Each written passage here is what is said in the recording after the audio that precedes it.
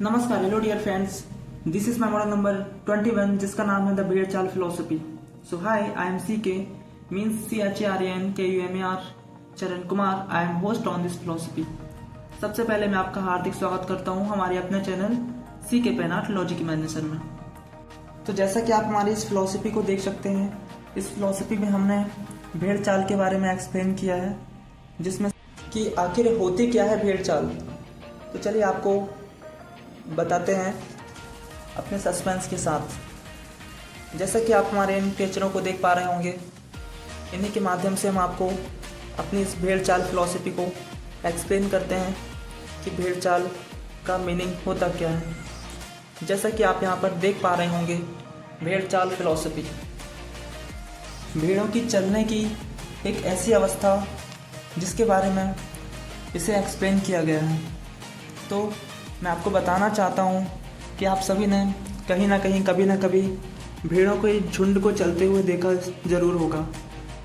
वो एक ऐसा चलन होता है उनका कि वो केवल अपने सामने वाले झुंड को फॉलो ही करते रहते हैं।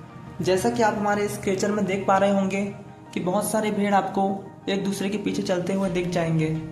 जहाँ पर एक मेरा क्रिएचर खड़ा हुआ है, ये आपको एक्सप्लेन करता है कि ये भेड़ चाल एक ऐसी प्रक्रिया होती है ना, इन भेड़ों का चलने का ये तरीका कि ये मात्र अपने आगे वाले भेड़ को फॉलो करने में इतने बिजी हो जाते हैं कि ये कुछ नहीं देखते। मात्र इनका आगे वाला जो भेड़ होता है वो अगर धोखे से कुएं में गिर जाए ना, तो ये भी सब की सब कुएं में कूद जाएंगे। चाहे सामने आग हो, पानी हो, या कुआं हो, या खाई हो, ये कुछ नहीं देखते। ये अपने लॉजिकल माइंड का यूज़ करते ही नहीं हैं। और ये सारी जानकारी मैं आपको इसलिए दे पा रहा हूँ क्योंकि मैं खुद एक ऐसी जाति से हूँ जिनका खानदानी व्यवसाय है ये। जी हाँ दोस्तों, मैं एक ऐसी जाति से हूँ जिसे गरड़िया जाति कहा जाता है। हमारे पूर्वजों का काम ही था भेड़ों का पालन पोषण करना, उन्हें देख रेख करना। तो क्योंकि हमारे यहाँ इन्हें भेड़ नहीं बोला जाता, हमारे यहाँ इन्हें गारड़ी बोला जाता है, इसीलिए हमारी जाति को इन्हीं के अनुसार बना दिया गया गरड़िया। तो सबसे अच्छा उदाहरण ये भी है आपको समझाने के लिए कि एक जाति का निर्माण हम ही लोगों ने किया है कर्मों के आधार पर। तो हमारे पूर्वज शायद यही काम करते रहे होंगे, तो उनके काम के आधार पर उन्हें जाति दे दी गई, जिसे ही भेदभाव का नाम दे दिया गया, जिसे छुआछूत का नाम दे दिया गया। तो मैं आपको बताना चाहता हूँ कि सबसे अच्छा उदाहरण यही है। और जैसे कि हमारे पूर्वज जब भेड़ों को चराने ले जाते थे ना, तो अपने साथ हाथों में एक प्रकार की स्टिक रखते थे, जिस स्टिक को आप देख पा रहे होंगे यहाँ पर। तो आपको मेरे हर पिक्चर में आपको ये स्टिक दिख जाएगी। ये स्टिक हमारे पूर्वजों से हमें प्राप्त हुई है। तो इसका केवल एक रीज़न है, ये इसके बहुत सारे रीज़न हैं। ये एक डिफेंस स्टिक है, मैं इसे एक डिफेंस स्टिक कहता हूँ, जो कि मेरा एनिमी वेपन है, जो कि आपको मेरे लगभग हर क्रिएचर में मिल जाएगा। तो इसका ये एक रीज़न हो सकता है कि ये स्टिक हमें हमारे पूर्वजों से प्राप्त हुई है। तो मैं आपको बताना चाहता हूँ कि हम इस स्टिक को इसलिए रखते थे हमारे पूर्वज, ताकि जो भेड़िया एक जानवर होता है जो सबसे ज़्यादा भेड़ों का शिकार करता है, उससे सुरक्षा के लिए इस स्टिक का यूज़ किया जाता था। और ये स्टिक बहुत सारे तरीक़ों से बहुत सारी चीज़ों में काम आती है। इस बात का खुलासा मैं आपको आगे की फिलॉसफियों में करूँगा। तो ये स्टिक मेरे को कैसे प्राप्त हुई, इसके बारे में मैं आपको आगे बताऊँगा। तो मैं आपको यही समझाना चाहता हूँ, यही एक्सप्लेन करना चाहता हूँ कि हमारे जो पूर्वज थे उन्होंने इस बात को तभी जान लिया था कि क्या होती है भेड़ चाल। तो जैसा कि आप इस मार्ग को देख सकते हैं, इस मार्ग में आपको एक पगडंडी दिख जाएगी जो कि हम इंसानों को प्रदर्शित करती है। इस मार्ग में आपको दिख जाएंगे जो भेड़ चाल के जैसे झुंड आपको दिख रहा होगा, जो कि एक पगडंडी के रूप में आपको दिख जाएंगे, जो कि एक घुमावदार एक रास्ता आपको दिख जाएगा, जिसमें हम खुद भेड़ जैसे चल रहे हैं। तो मैं आपको बताना चाहता हूँ कि इस क्रॉसिंग के बाद यहाँ का रास्ता थोड़ा सा काठों भरा हो जाता है और ज़्यादा प्रॉब्लम्स आ जाती हैं। और ये रास्ता सबसे सही उदाहरण है भेड़ चाल का हमारे जीवन में क्या इफेक्ट होता है।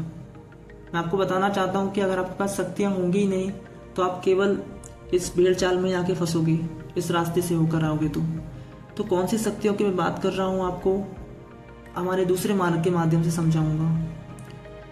तो आप यहाँ पर देख पा रहे होंगे कि किस प्रकार से ये भेड़ चाल हमारे जीवन में इफेक्ट कर रहा है, और हम सभी कहीं ना कहीं अपने आस पड़ोस, अपने समाज, अपनी फैमिली, अपने माता पिता को फॉलो करने के चक्कर में अपने आप के लॉजिकल माइंड का यूज़ करना ही भूल गए हैं कि हमारे पास अपना एक माइंड है जो कि सबसे ज़्यादा क्रिएटिव हो सकता है। और ये समझाना भी अपने आप को बहुत ज़रूरी है कि हम भीड़ में चलती हुई भेड़ें नहीं हैं, हम इंसान हैं। तो उसी इंसान के लॉजिकल माइंड का यूज़ किया है मैंने। यहाँ पर आपको मेरा एक क्रिएचर दिख जाएगा जो कि भले ही आज थोड़े से कांटे भरे रास्तों में चल रहा है, जो कि मैं अकेला ही निकल पड़ा हूँ क्योंकि मुझे शक्तियाँ चाहिए। तो इस रास्ते से होकर ही ये आपको 4 प्रकार की शक्तियाँ मिल सकती हैं। पहली है लक, दूसरी है लुक, तीसरा है पेशा, चौथा है पैसा। तो इन 4 पावर्स को पाने के लिए आपको उस सही मार्ग का चयन करना होगा जिस मार्ग का चयन मैंने किया है। तो जहाँ पर आपकी आर्ट स्किल, आपकी सोच और आपका लॉजिकल माइंड, ये तीनों ही आपका साथ देंगे। तो मैं आपको यही बताना चाहता हूँ कि जैसे कि आप मेरे इस क्रिएचर को देख पा रहे होंगे, मेरी परछाई अब भी इस भेड़ चाल में फंसी हुई है। मैं यहाँ से निकलने का मात्र प्रयास कर रहा हूँ क्योंकि मुझे इस मार्ग पर चलने के बाद कम से कम एक डायरेक्शन तो मिल चुका है, और अगर मेरी लाइफ में टर्निंग पॉइंट आया आगे चलकर तो कम से कम मैं अपने आप को सक्सेस की तरफ मोड़ तो सकता हूँ अपने सीके पेन आर्ट के माध्यम से।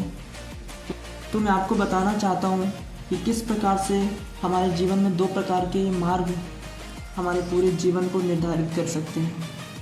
तो कौन कौन, तो हमें इस 2 मार्गों में से किस माध्यम का चयन करना है, किस मार्ग के अनुसार। तो आप यहाँ पर ये जान चुके होंगे कि भेड़ चाल फिलॉसफी है क्या। अब मैं आपको अपने इस माध्यम से एक्सप्लेन करूँगा कि किस प्रकार से हमारे आजकल के यूथ जो है उनको एक सही डायरेक्शन ना मिल पाने के कारण उनका पूरा जीवन वो चेंज नहीं कर पाते, और किस प्रकार से एक सही डायरेक्शन मिल जाने के बाद कुछ अपने जीवन को चेंज कर पा रहे हैं। तो जैसे कि आप यहाँ पर देख पा रहे होंगे, हम सभी 12th के बाद एक ऐसे मोड़ पर आके खड़े हो जाते हैं ना जहाँ हमें कुछ समझ नहीं आता। अक्सर जो आजकल के यूथ हैं हमारे देश में, वो तो डिग्री के लिए पढ़ाई कर रहे हैं, और डिग्री क्यों चाहिए, ताकि नौकरी करनी है एक अच्छी। और दूसरा है हमारा आर्ट स्किल वाला क्रिएचर। तो आप इन दोनों क्रिएचर को अच्छे से देख पा रहे होंगे। ये दोनों क्रिएचर्स जो हैं, एक अपने आर्टिस्टिक लुक को प्रदर्शित करता है, दूसरा एक जॉब वाले लुक को प्रदर्शित करता है। ये दोनों काम, दोनों क्रिएचर्स मेरे ही हैं। ये दोनों वर्क, दोनों काम मैं कर चुका हूँ। तो मैं आपको बताना चाहता हूँ कि जो 12th के बाद जो डिग्री की पढ़ाई करते हैं ना, वो एक नौकरी के लिए पढ़ाई करते हैं। डिग्री के लिए पढ़ाई करना मतलब नौकरी के लिए पढ़ाई करना। पहला है समय बर्बाद हो सकता है आपका, क्योंकि हमारी सरकार पूरी श्योरिटी देती नहीं है कि आपकी जॉब लग ही जाएगी।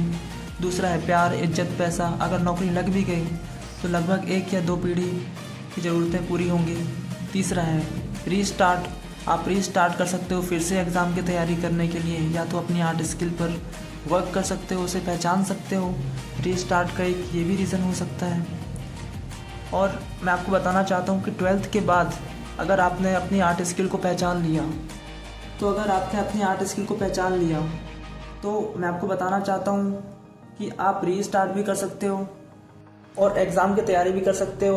अपने अनुसार मन चाहे दुनिया भी बना सकते हो, बिजनेस भी कर सकते हो, नॉलेज अपना ही मार्ग क्रिएट कर सकते हो, प्रोफेशन को अपना सकते हो, अपने अनुसार मन चाहे दुनिया बना सकते हो, अपने अनुसार मन चाहे रंग भर सकते हो। आपकी लाइफ, आपके नियम, पूरी दुनिया आपकी है। सबसे बड़ी चीज़ मैं आपको बताना चाहता हूँ, इसमें समय और उम्र की कोई पाबंदी नहीं है। आप अपने अनुसार एक दुनिया बनाइए, उसमें मन चाहे रंग भरिए। आपके नियम होंगे, आपकी लाइफ होंगी, आपके अनुसार आप अपना जीवन जिए। पर ये तभी संभव है जब आप अपनी आर्ट स्किल पर वर्क करेंगे या उसे पहचानेंगे। उसे पहचानने के साथ साथ उसे इम्प्रूव करना भी आवश्यक है।